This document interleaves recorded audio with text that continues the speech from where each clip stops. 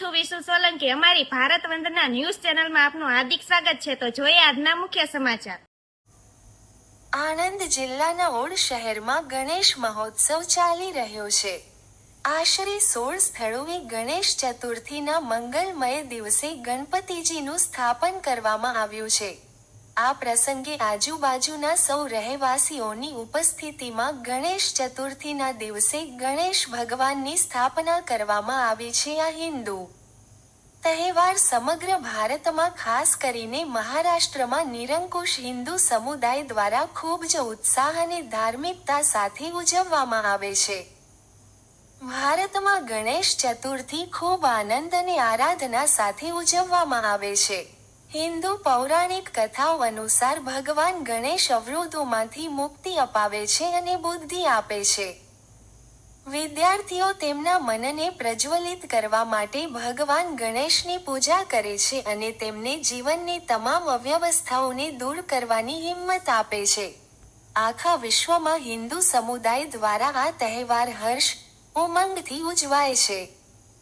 Odd શહેરમાં તારીખ 2 September 25ના રોજ સાંજે ખંભોજ પોલીસ સ્ટેશનના પીઆઈ શ્રી વીઆર ઉલ્વા સાહેબે પૂર્ણિમા ચોક, ચાંદની ચોક, જૈન દેરાસર, મલાવ ભાગોળ ગણેશ પંડાલે આરતી ઉતારી દર્શન કર્યા। આયોજકો સાથે મુલાકાત કરી। આયોજકો દ્વારા સાહેબનું સ્વાગત સન્માન કરવામાં આવ્યું। રિપોર્ટર દિલીપ પટેલ।